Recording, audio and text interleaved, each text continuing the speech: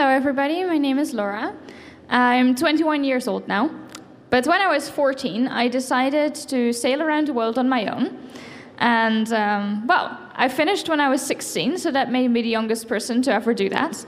And today I will tell you a little bit about my trip and how I got to it. I'm just going to start with a short video so you get a little bit of an impression of what it all looked like out there. So enjoy that.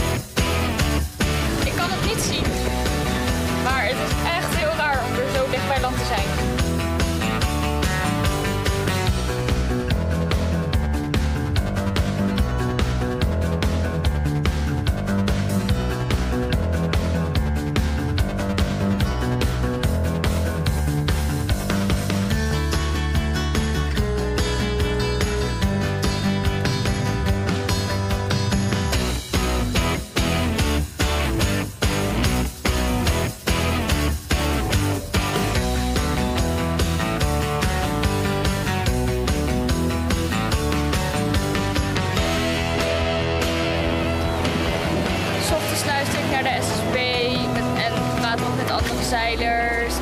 Gooi alle vliegende vissen weer van het dek af, de kleine inktvisjes.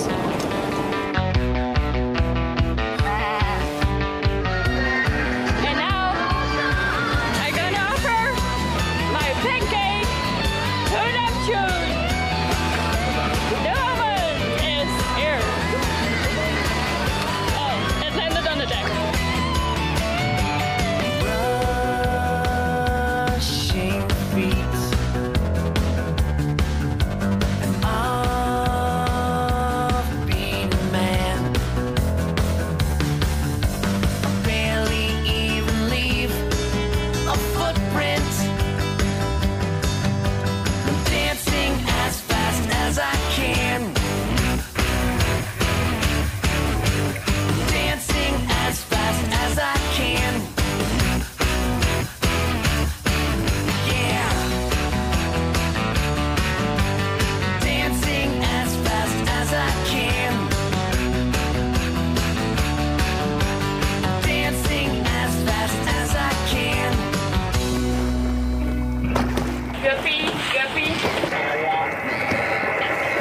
So,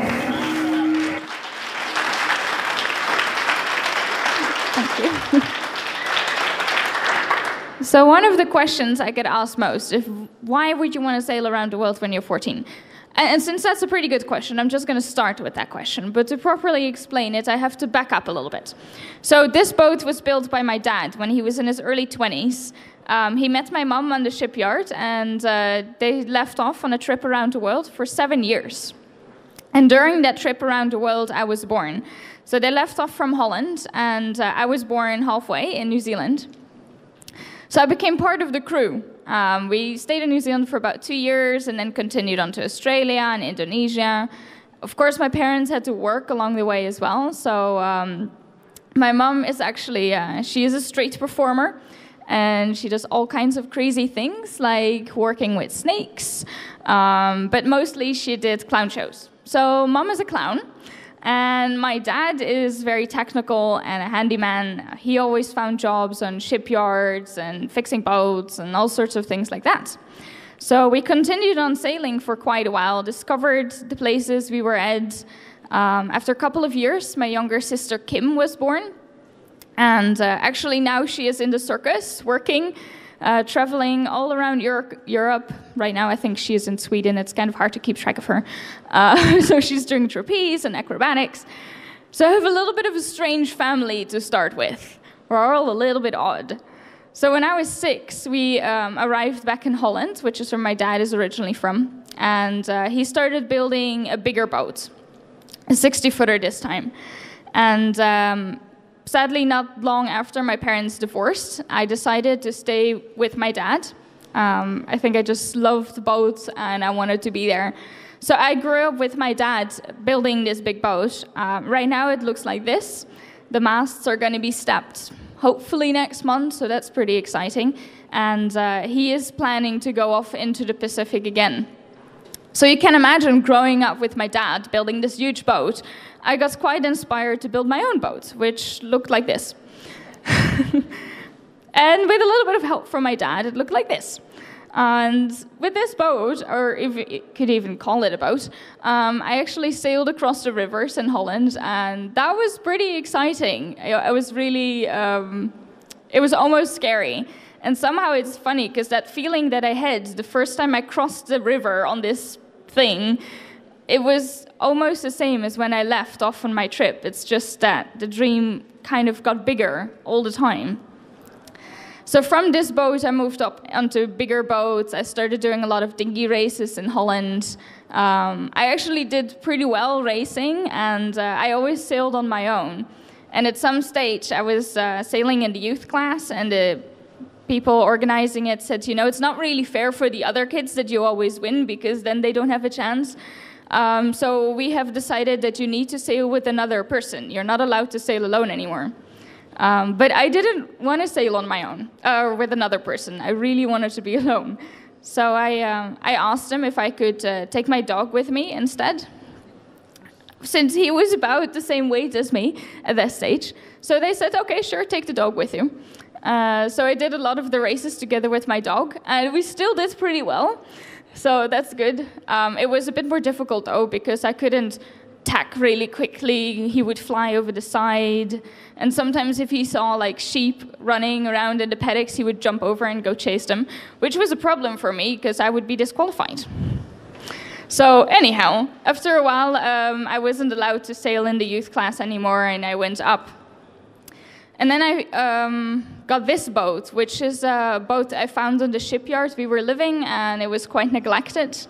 So I decided to track down the owner of the boat, and I asked him if I would fix the boat up, if I could use it.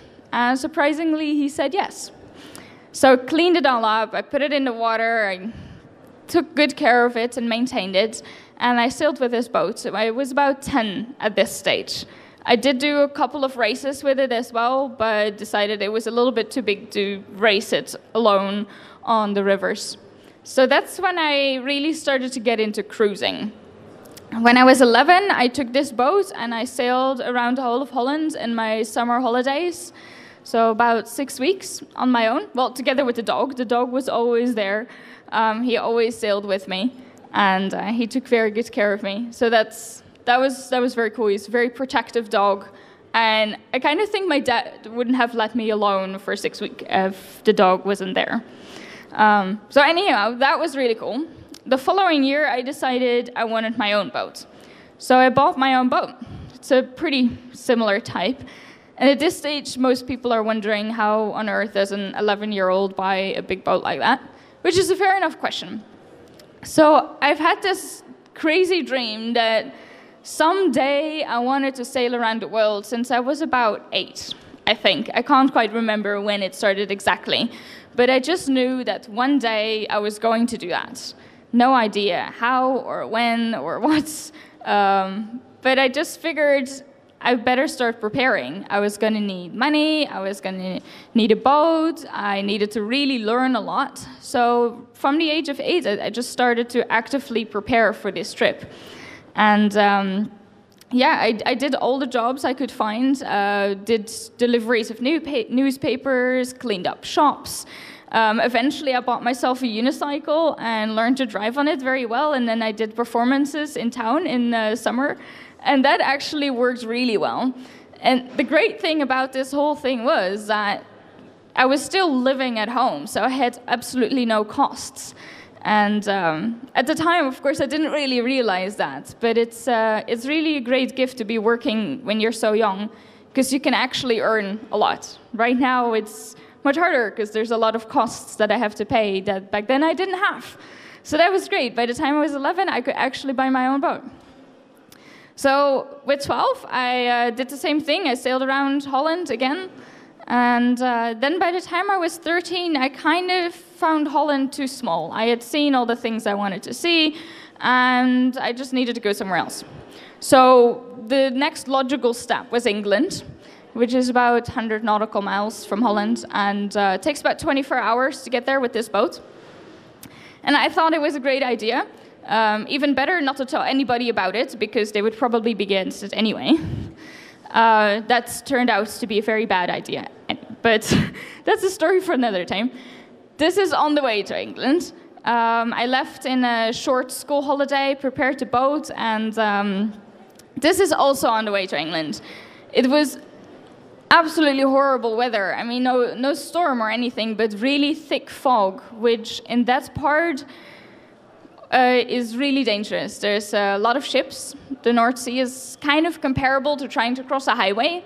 There's just many shipping lanes, and if you look on the maps, there's actually a roundabout, well, drawn on the map in front of Rotterdam, that the ships have to follow, the big ships. And with a little boat like mine, you just could cross it on a 90-degree angle and as fast as possible, just not be in the way of these big ships. But you can imagine with fog like this, I couldn't see anything, and I didn't have a radar on the boat or anything like that. I just had a paper map and a GPS. And then I had this whole paper full of sound signals that big ships give off if there is thick fog like this. So I was basically sitting in the cockpit listening to all these sound signals around me, trying to figure out what boats were where. And it was pretty scary. But I made it to England absolutely fine. Nothing really horrifying happened. And I was there for a couple of days, and then the police came and picked me up. So that's the horrible part of the story. And that's why it's not a good idea to just leave without telling anybody. Anyhow, in the end, my dad had to get me from the police station. And, well, he kind of, after a couple of days, he said, you know, if you sailed here, you might as well sail the boat back. So I did. And that's the moment that I really thought, well, why shouldn't I just go now? I have a boat. I know how to do this. I have a little bit of money saved. There's absolutely no reason to stay.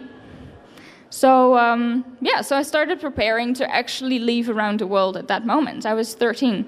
I thought it was a great idea. Everybody else thought it was a horrible idea. And that's a lot of trouble started then, actually, because I still had to do my schooling. So I wanted to organize homeschooling, doing the schooling on board myself. And for that, I had to go to officials, and they just thought that my parents were absolutely insane and that I was crazy. So they went to the childcare, and the childcare started a court case against my parents and against me.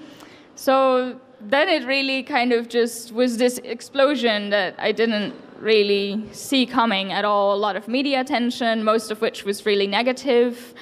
and a lot of things that weren't true. And I didn't really know how to handle that, but I just decided to ignore it and stick with it, because I'd been preparing for this for a long time. And it was my dream, and I wanted to do this. And I didn't really care that there were hundreds of people out there telling me I couldn't do it, because they didn't know me. They didn't know what I had done for this. They didn't know how hard I had been preparing. Of course, it helped a lot that my parents didn't say you're absolutely insane. They never told me they thought it was a great idea. But they also didn't say I wasn't allowed to go. So that was really amazing. I'm very proud of my parents for what they have done, and that they did go through the court cases together with me. We actually went through 8 court cases altogether over a period of almost a year. But eventually they let me go. I did have to get a bigger boat though. They said my 7-meter boat was too small. So we got this boat, and together with my dad, we just fixed it up completely. It kind of helps that he's a shipbuilder. So yeah, everything I knew about boats or sailing or navigation, I had basically learned from my dad. Engines, anything. So this is Guppy. She is my 38-foot ketch, the boat that I sailed around on and I still live on, actually. So yeah. Oh yeah, this was on the first test trip I did. I decided to just go up and down to England again, just to test the boat, and then I was in the middle of one of these shipping lanes, and the engine suddenly stopped, which is pretty bad. There was absolutely no wind, so we couldn't sail, and there's just all these ships coming, and I looked over the side, and there was just this huge fishing net floating around me. So I didn't have much choice, and I just jumped over the side and started cutting this net like crazy. In the North Sea, it's super brown, so I couldn't really see anything, and I was cutting my hands most of the time, and eventually just managed to free my little propeller. I've got 2 engines in the boat and 2 propellers, so it was good. I managed to free one, and I got back to Holland, and the next day I had a court case. So I got there, and there was still pieces of fishing net hanging in my hair. My hands were all cut open, and I kind of wondered what was happening.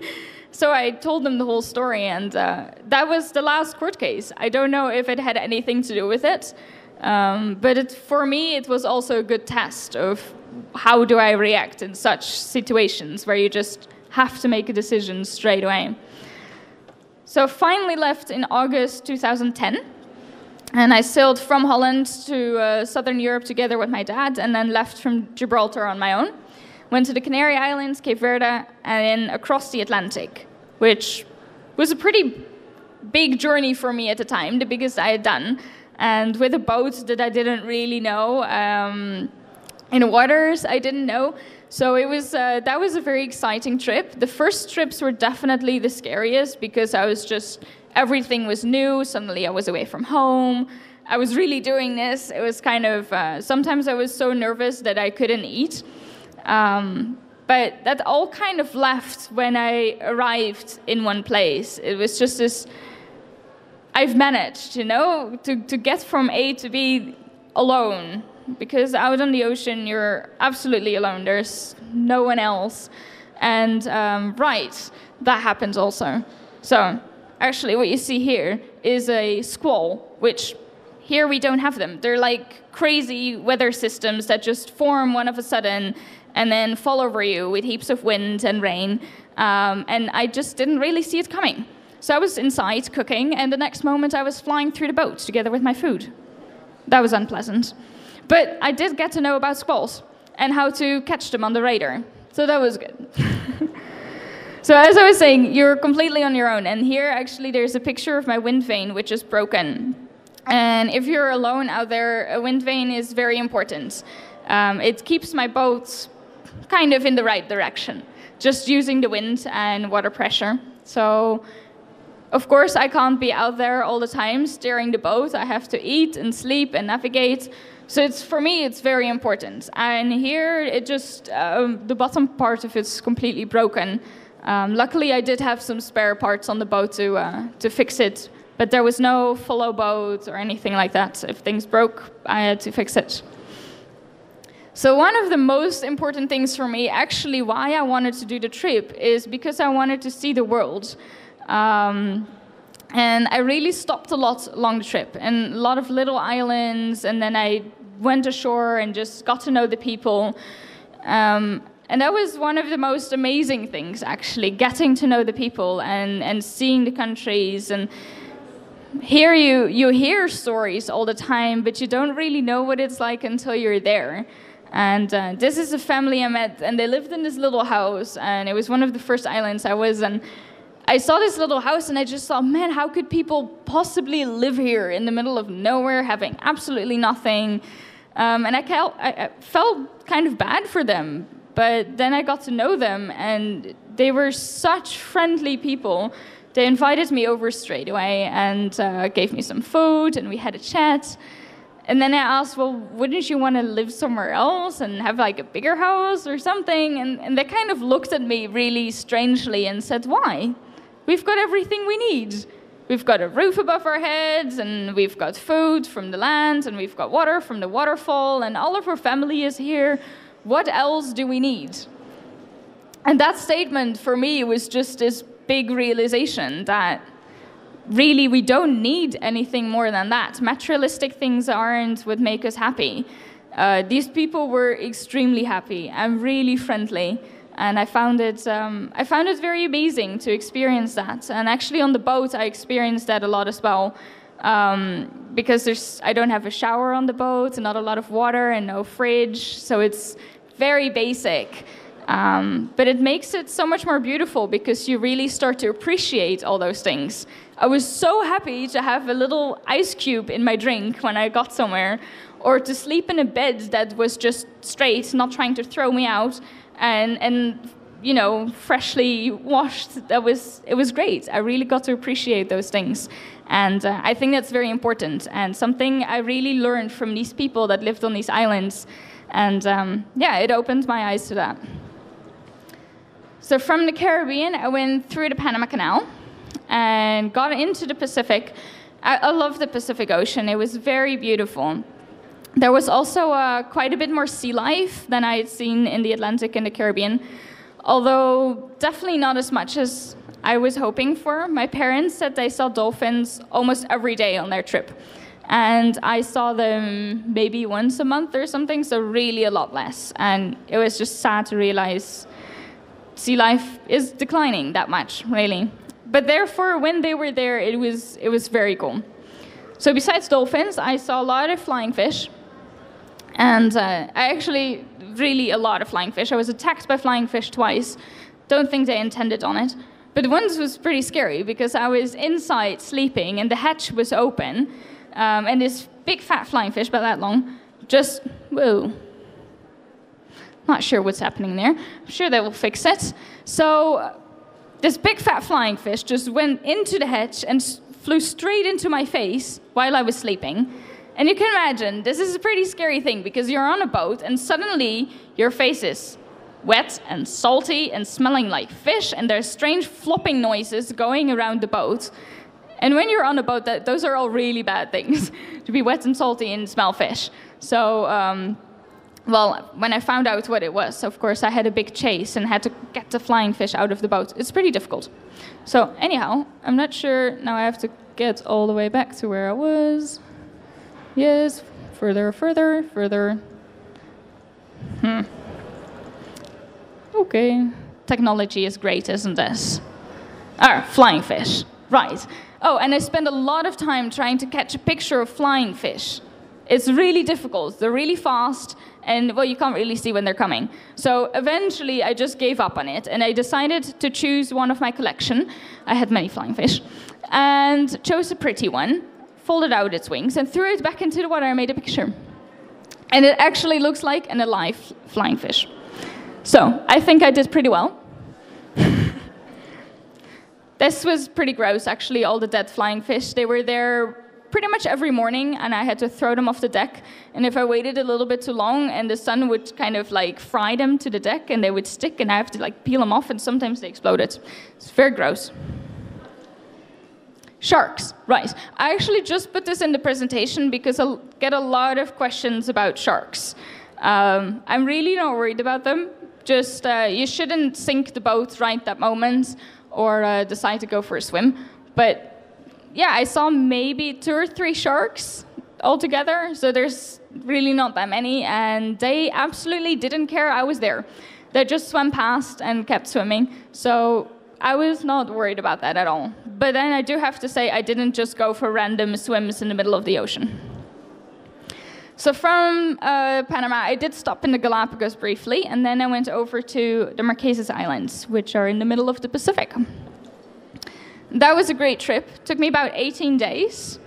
The only really bad thing that happened is that a strange wave kind of knocked across the boat, and I fell backwards and got a big hole in my foot, about 1 centimeter deep and quite big.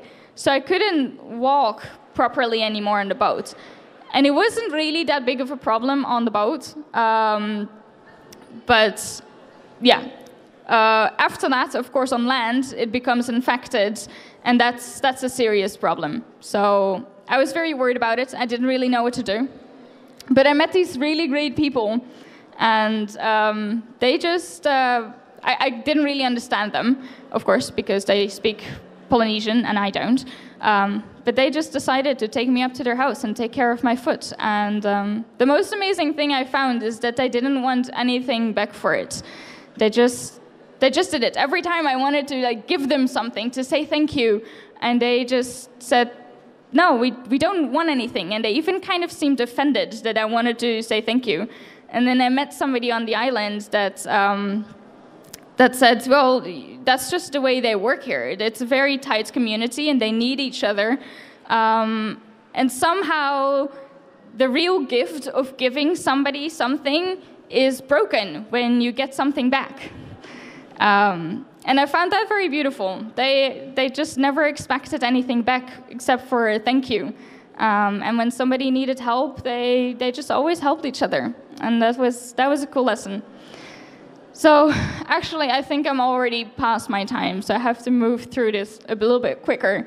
I went through the Pacific pretty quickly and kind of neglected fixing things on my boat. So because I so loved being on the islands, and a lot of things broke. Here my steering wheel fell off, very unpractical. A lot of my sails ripped. So then in Darwin, I had a lot of work to fix everything up again.